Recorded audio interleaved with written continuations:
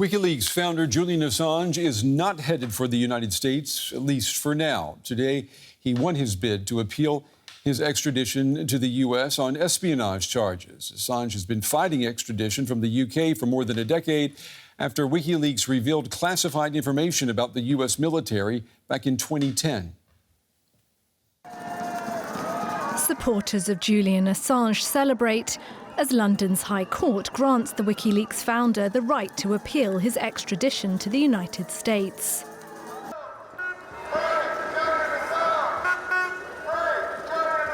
It's so important that Julian Assange is freed as soon as possible completely, because he's done so much for humanity and truth, and I'm so grateful to him because he's given us all across the world the chance and the potential to have a better world. There is no case.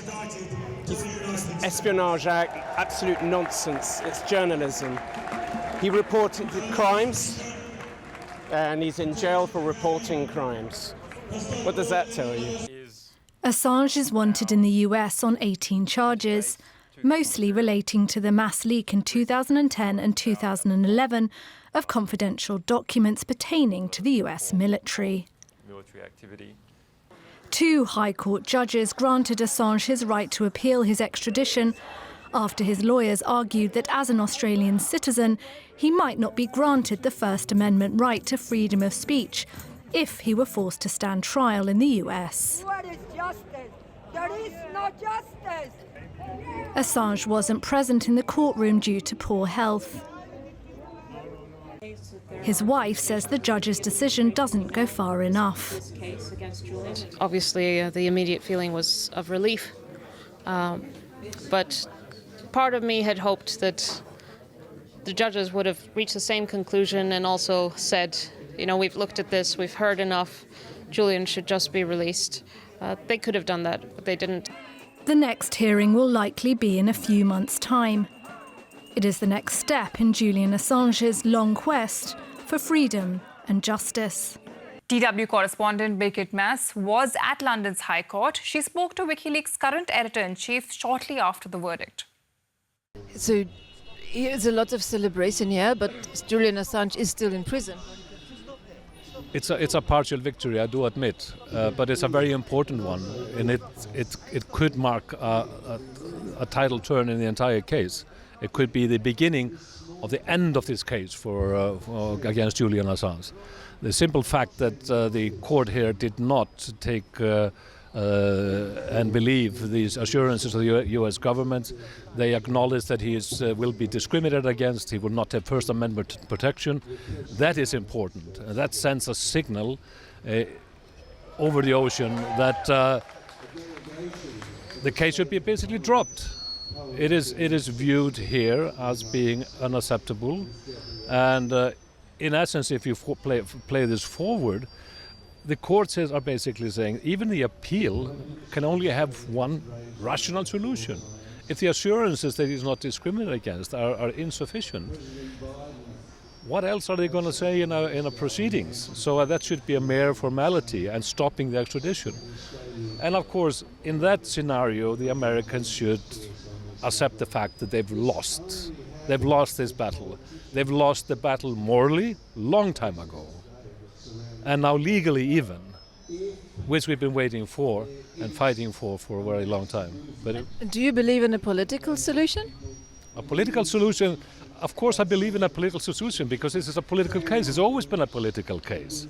And you cannot end a political fiasco like the persecution of Julian Assange except with a political intervention.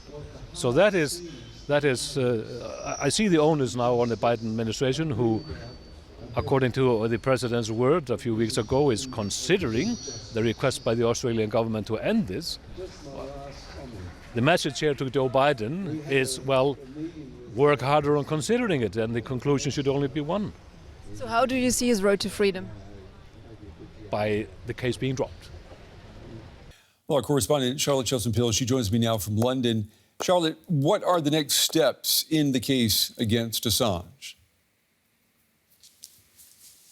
It's worth pausing a moment to reflect on the fact that had this ruling today gone against Julian Assange, his team has said he could have been on a plane to the United States within 24 hours. Now, after today's ruling, that temporarily at least is off the cards. Instead, this fresh appeal has been granted. Of course, his team celebrating that announcement today, supporters outside the court. Indeed, you heard in our report just now his wife, Stella Assange, telling DW how relieved she was by this decision. But she also alluded in that interview with DW to the fact that the fresh appeal could and may not be heard for months. And indeed, it may then go to the UK Supreme Court.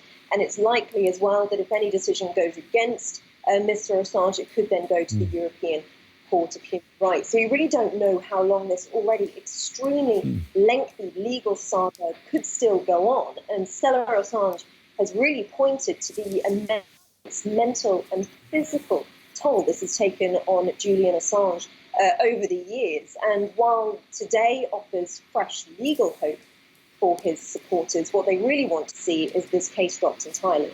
Yeah, his supporters, they're calling for the United States to drop the case entirely. What are the chances of that happening, Charlotte?